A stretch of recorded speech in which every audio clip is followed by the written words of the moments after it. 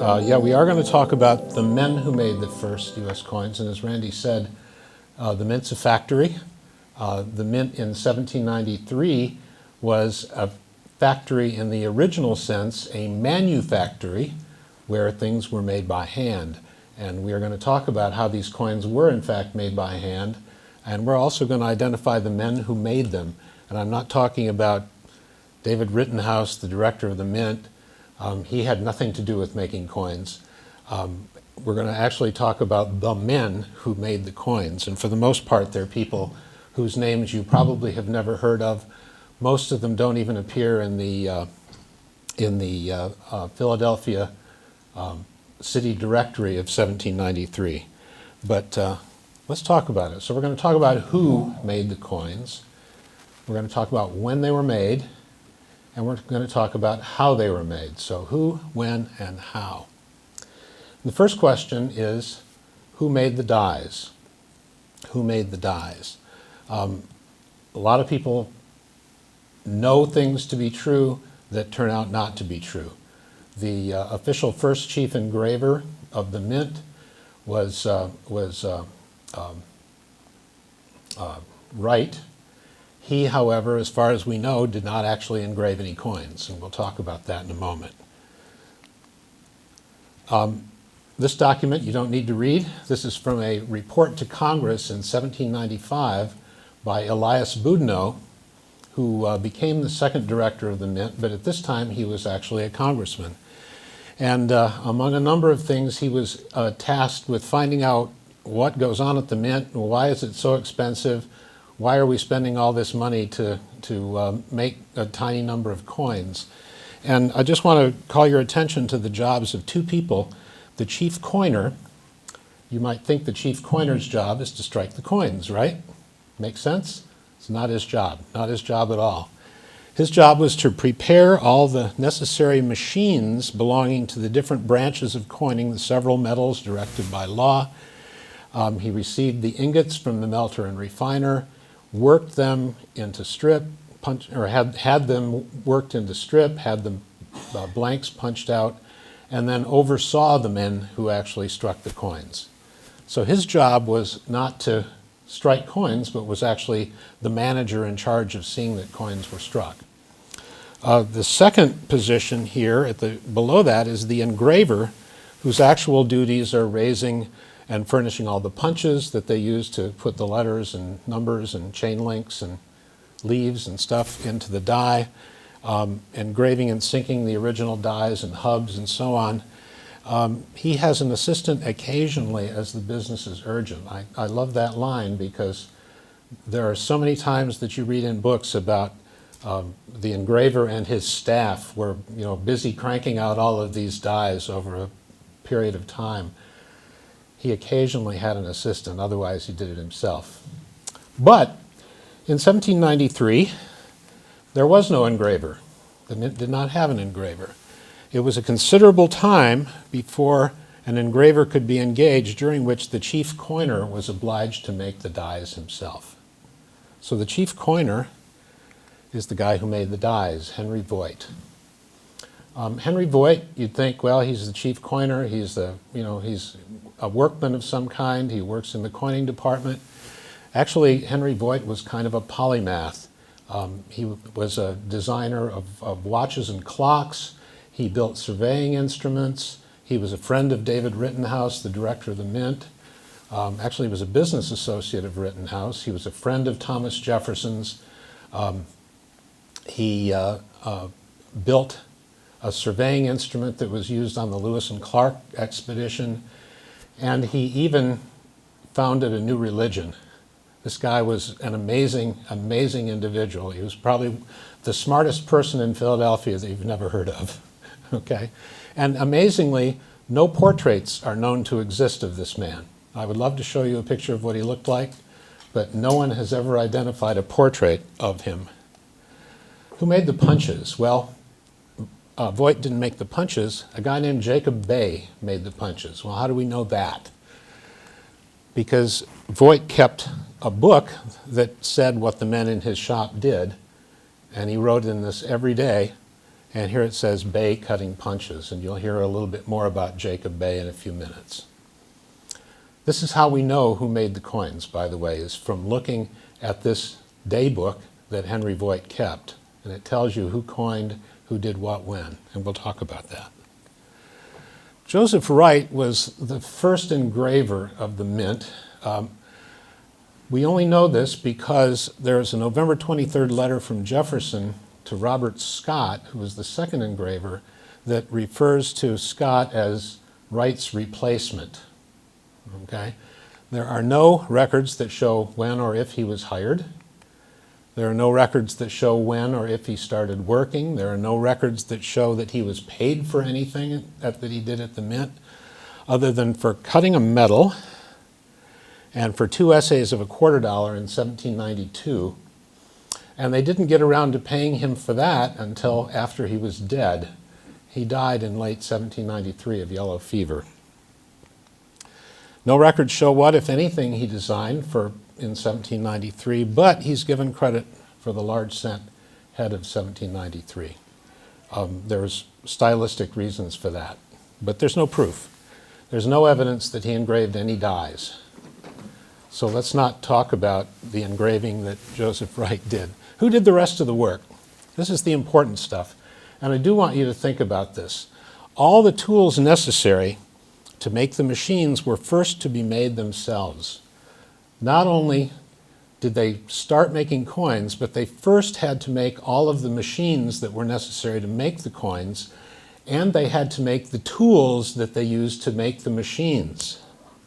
The mint started from absolutely nothing. And the chief coiner's job was to oversee all this, see that it got done, and see that it actually worked.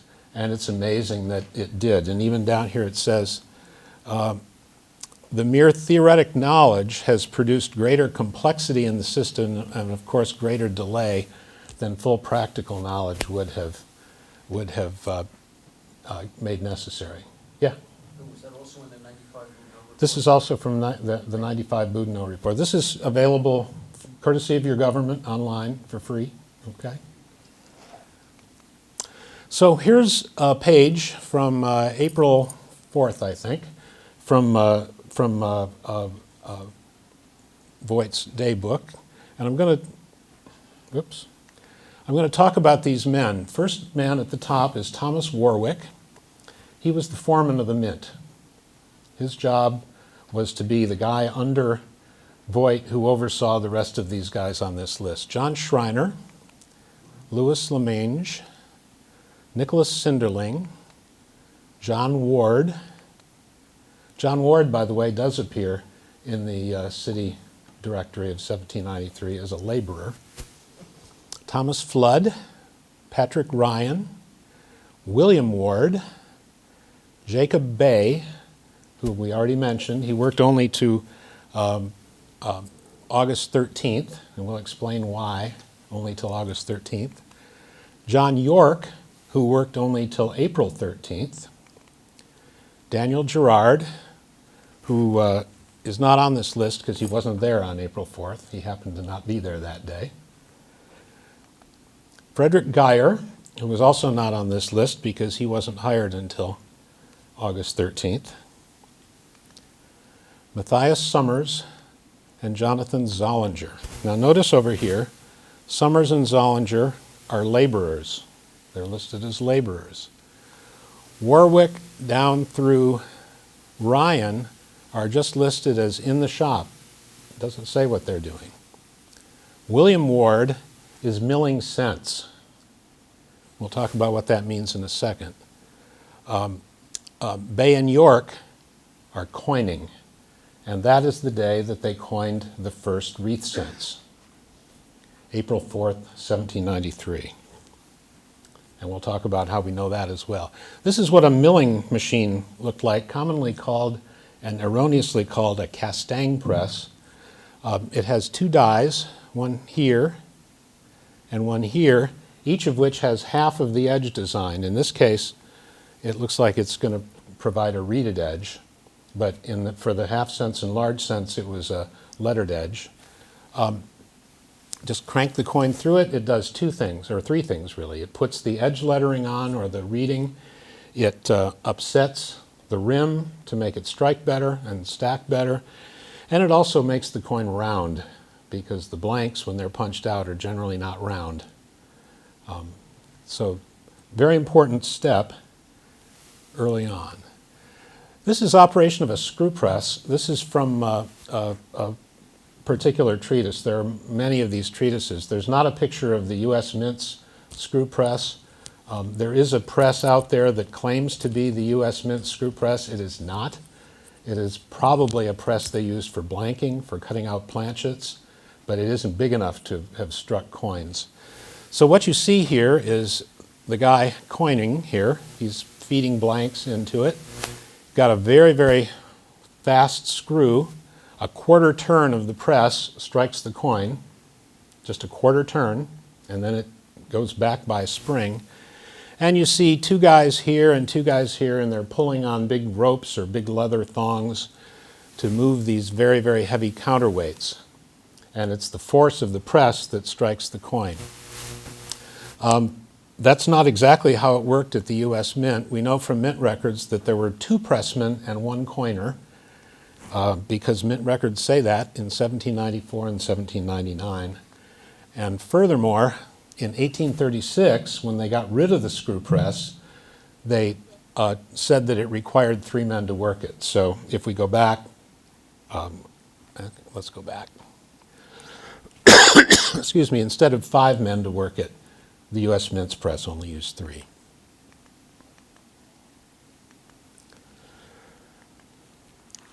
Pardon me.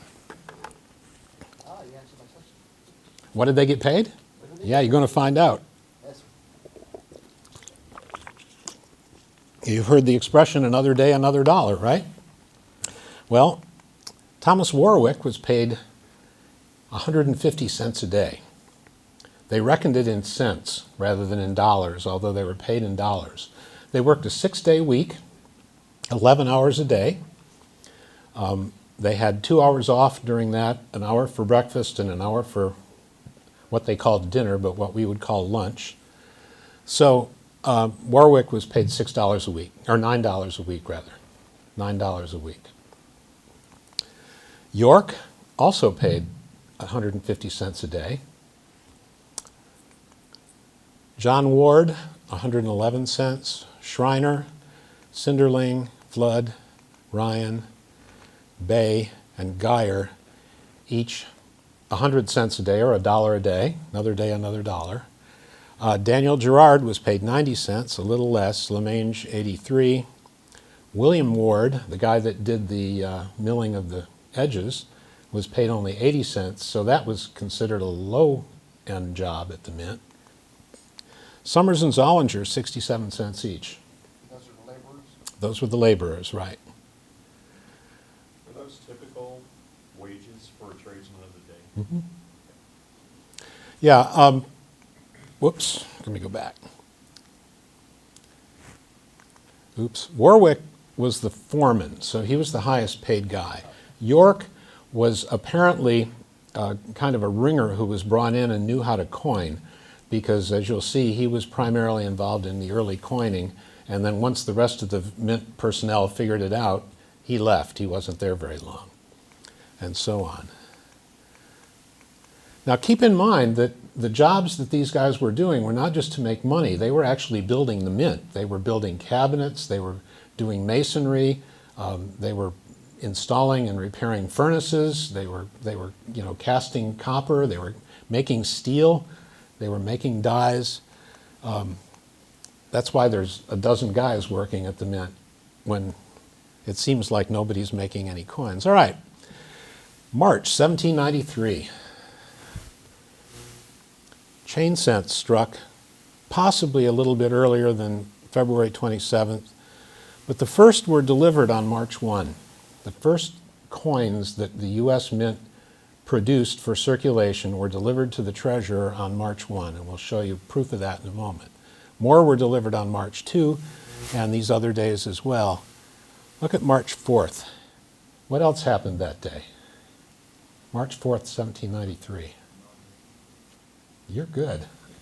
The second inauguration of George Washington took place just down the street from the Mint. Didn't close the Mint for that. Washington, D.C. closes for inaugurations now, but not then. But you can see that the production of chain cents basically just went for 2 weeks. Okay? All the chain cents were produced over about a 2-week period. And we'll talk about wreaths in a minute. This is actually the receipt book from Tristram Dalton, who was the treasurer of the Mint, saying March 1st, received of Henry Voigt, chief coiner of the Mint, 11,178 cents on account of the United States, 11,170. That's the first delivery of coins by the Mint for circulation. And the second delivery was on March 2nd, 2009 coins. Okay? And this book is, by the way, no, I'm sorry, this book is not. This book is supposed to be in the, no, actually this book, I'm sorry, this book is in the new numismatic portal. So I think you can get access to this now. So this is a chain cent. This is one of the very first chain cents that was made, and certainly one of the very finest that still exist. Everybody wants one of these, right? Everybody would like this. The owner of this told me that he's been offered $4 million for it, and he says he doesn't need it. You know? But if you look at this, it's in very, very, very low relief. Very, very, very low relief.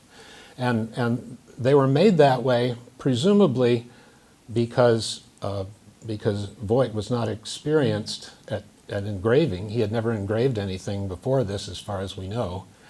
And of course, it also made them easier to strike. These are the first coins you're making to give the people. Let's make them in low relief so it's easy to strike them up and they'll look better. And that's what they did. Like I said, March 4th, 1793, Washington's second inauguration. He just did it out on the street, about 2 blocks from the Mint. I'm going to actually read his entire second inaugural address. You'll have to bear with me. Fellow citizens, I'm called again upon by the voice of my country to execute the functions of its chief magistrate. When the occasion proper for it shall arrive, I shall endeavor to express the high sense I entertain of this distinguished honor and of the confidence which has been reposed in me by the people of United America. Previous to the execution of any official act of the President, the Constitution requires an oath of office. This oath I am now about to take, and in your presence, that if it shall be found during my administration of the government that I have in any instance violated willfully or knowingly the injunctions thereof, I may, besides incurring constitutional punishment, be subject to the upbraidings of all who are now witnesses to the present solemn ceremony. That's his entire second inaugural address. Doesn't sound like one you'd hear these days. So here's April. We don't know what happened during the second couple of weeks in March, because Voight's daybook that describes what everybody did begins with April 2nd. And we know that on April 2nd they were working on wreaths, but they hadn't started striking them. They started striking Wreath Cents on April 4th, pardon me, and they stopped striking them on April 19th. Here's the page from April 2nd, Ward, Schreiner, Lamage, and so on. William Ward is milling cents. Bay is cutting punches. York's name is crossed off. It looks like they were planning on having Bay and York coin that day. Gerard cleaning blanks, and so on. We can actually make a calendar, like you probably have a calendar at work, a schedule of what was going on, but you have on the 2nd, we have Ward milling cents, Gerard cleaning blanks, Ward milling cents, Gerard cleaning blanks, Bay and York coining, Ward milling cents, and so on. So we know exactly when these coins were made. There's a Wreath Cent, not a bad looking Wreath Cent either. This is one of the finer looking Wreath Cents that's still around. We don't know which day this one was made because we don't know the emission sequence of Wreath Cents, but that's one of the better ones. This is a surprise, and this is a piece of information that has not been made public until today. All of the books say that the Wreath Cents, the dies, were individually hand engraved. By doing overlays in Photoshop and by having good enough photographs that I was able to do that, I was able to show that all of the Wreath Cents were made from a hub. They were all made from a hub. Anybody know what a hub is? A hub is a relief image that looks like the coin that's used to make a die. Okay? Now I've got three different dies, or three different Wreath Cents, one on top of another here in different colors. And the reason that the hair looks so psychedelic is because the hair is engraved differently on all of the different dies. Okay? But the face, the bust, the eyes, the mouth, everything, even these little curlies under the neck are all part of the hub. Again, this is something that was not known. If somebody's interested, I can talk more about this later on. But that's what the hub looked like. That's what the hub for the Wreath Cents looked like. Okay, May. We'll actually start April 29th. That's the day that they started working on half cents. And they worked on half cents up until about the 15th. And by the 15th, they had all of the half-cent planchets made. They had all of the half-cent planchets milled, so the edges were upset, the edges were lettered, it was all ready to go, but they didn't strike any half-cents for 2 more months. And we could speculate about why that was, but we don't really know. They then went back to work, They then went back to work on Wreath Cents, and you can see here, it says William Ward milling half cents, okay, Ward milling half cents, and so on. That's how we know that it's half cents they're working on. They did not strike any more coins until late June, June 27th, 28th, 29th, and July 1st. That's when they struck the last of the Wreath Cents. And again, you can see on the 27th, Flood, Gerard, and Bay coining, Flood, Gerard, and Bay coining, Flood, Gerard, and Bay coining. Now, July 1, July 2 and 3, they're working on copper to start making the Liberty Cap cents. July 4th was a holiday even then. Nobody worked on the 4th of July, even in 1793. And on the 5th, Bay showed up drunk. Bay showed up drunk, and he was involved in coining up to this point, but he never was involved in coining again. He got demoted. He still made punches. He showed up drunk again a little bit later, and he got fired. And a month after he got fired, he died of yellow fever. So Bay does not have the happiest story among the early mint employees. But if you look down here, July 18th, Liberty Cap cents are being struck. The 19th, half cents are being struck. The 22nd, this is Thursday, Friday, Monday, Liberty Cap cents are being struck. And then for the next 3 days, half cents are being struck. And that's the last of coinage for the year. And see, there's Bay drunk. And we know that they were coining cents. We know that they were coining half cents because it says that in the ledger. And here's one of the Liberty Cap cents. This is the finest known 1793 Liberty Cap cent. Coin anybody would be happy to have. And here you can see that it does say Flood and Gerard coining half cents. And this is, oh, and by the way, that was on Tuesday, July 23rd. This coin was made on Tuesday, July 23rd, and we know that because we know the emission sequence, we know the numbers of each variety that were produced. We actually know what day this coin was made back in 1793. Isn't it amazing that we can know that? The mint did not keep records of which coin they made, nor did they care. So, the last deliveries of 1793. July 26, 1793, received of Henry Voigt, chief coiner, I can't read it, 24,934 half cents, Tristram Dalton, treasurer of the mint. 24,934 half cents equals 12,467 cents. Okay? Okay? They just recorded that so that they would know the total dollar volume that they made that year. The next delivery after that is September 18th, which is a momentous day because that's the day they shut down the mint because of the yellow fever epidemic. Received of Henry Voigt, chief coiner, 12,756 cents. 12,756 cents. Now, if you look at the Red Book, or you look at any of the guidebooks, or any of the books about half cents or large cents, they have different numbers than this.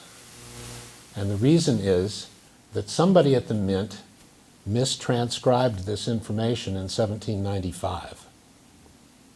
Okay?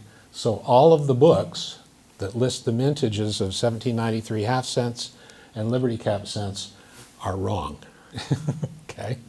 Because somebody lost this for a while. But this is in the hand of Tristram Dalton, the treasurer of the mint. You gotta think he knew what he was signing his name to, right? Do you know how much he was making? I believe he made $750 a year. The main officers of the mint were all on salary. I believe Rittenhouse was paid $1,000 a year. I believe the secondary officers made $600 to $750, and I think he was at $750. But they were on salary. We'll talk actually about that in just a moment. Yeah. The mint being closed, I assume the laborers, they didn't get paid. That's correct. The others were salary, the high guys were salary. Yes, that's absolutely correct. Yeah, the question was, when the mint's closed, are the laborers paid? And the answer is probably not. The salaried guys, yeah, they got their salary.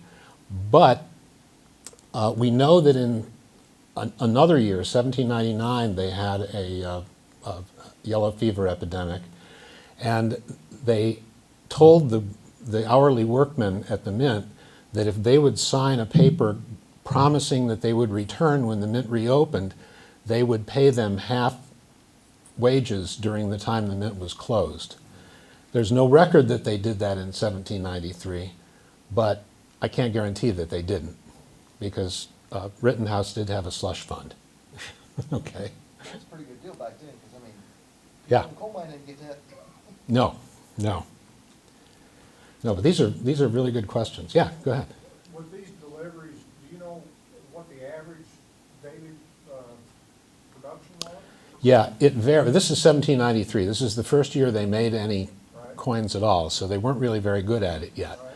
But the best that they could do in 1793-94 is about 8,000 coins. 7,000 to 8,000 coins. By a few years later, by 1800, 1802, they could coin about twice that many in a day. Did they mainly just ship them to New York and Philadelphia and Boston, or did they move some down to Charleston? Mostly, I don't think these things ever left Philadelphia. If you think about it, they made 36,000 chain cents. The population of Philadelphia at the time was 45,000. So probably most people never even saw one. Okay?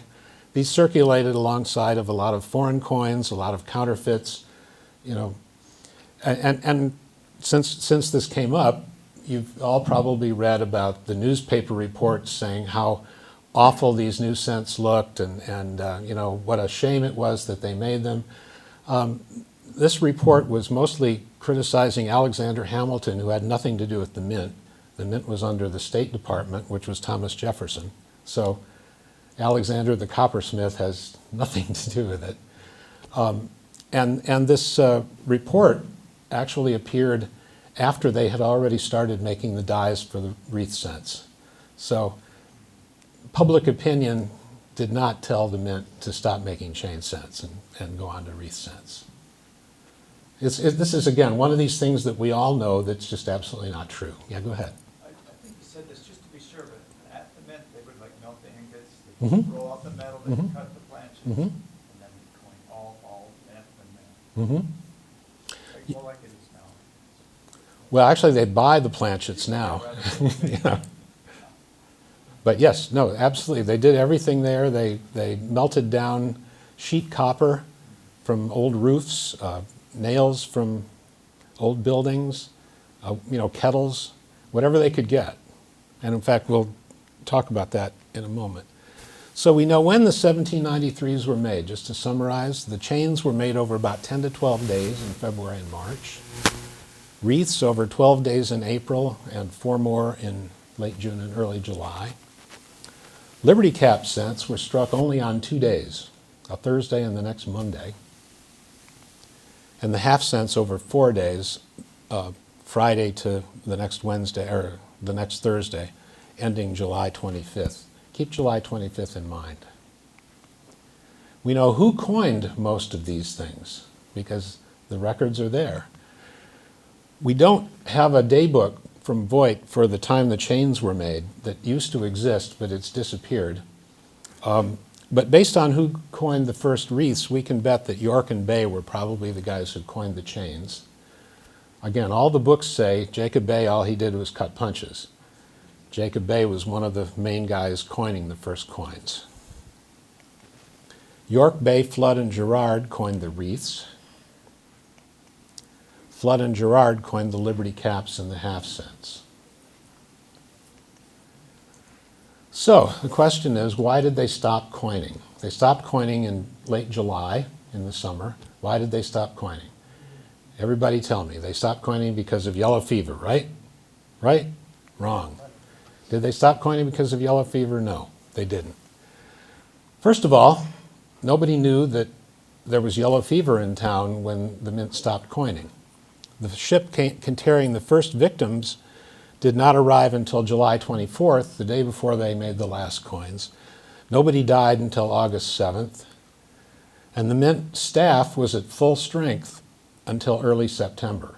So they didn't lay anybody off for about 6 weeks after yellow fever got there. So clearly the staff was there. Why did they quit working? Yellow fever does not explain why the mint stopped coining in 1793. Was it because they ran out of copper? That would be my second choice, right? If it wasn't yellow fever, it must be because they ran out of metal. How would they keep coins safe? What- The building was kept locked and they had a watchman there all the time. Even during the yellow fever, they had a watchman.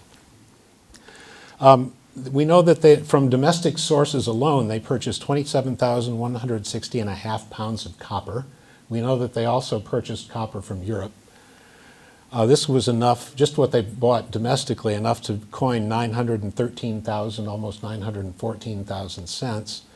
And they made 112,212 cents and 31,934 half cents. So they didn't run out of copper. They had a lot of copper left.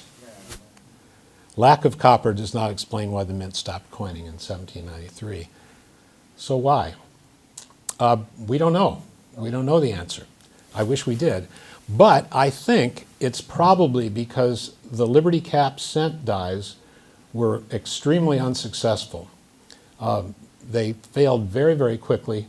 Not one of the dies lasted an entire day. Okay, these were by far the least successful from a standpoint of making enough coins, dies that were produced in 1793. So maybe they decided to wait till they had better dies and they didn't have any until the next year. So somebody was asking about money. Total wages paid to workmen. during 1793, $2,557.44. Administrative salaries, $4,991.88. There you go. It's not changed, has it? Not 100 times that. But, you know, the guys that do the work make half the money of the guys that oversee them, okay? Things have not changed. Total expenditures by the mint for everything, $19,696.15. Total production, $1,281.79.5. That's exactly right, Chuck. This was startup costs. And because of the difference between what the mint was spending and what the mint was producing, Congress wanted to shut it down. And one of the loudest voices was Boudinot. He wanted to shut the whole thing down, and they appointed him to a sort of a kangaroo courthouse to go in there and prove that the mint needed to be shut down. And he basically got religion and decided that the mint was doing the best that it possibly could with the little help that Congress was giving it, and he then became the next director of the mint when Rittenhouse got sick. Is it any wonder Congress wanted to get rid of the mint? It's all about the fun stuff. No matter what it is, it's all about the fun stuff. If they say it's not about the money, it's about the money, right? And thank you very much for your attention.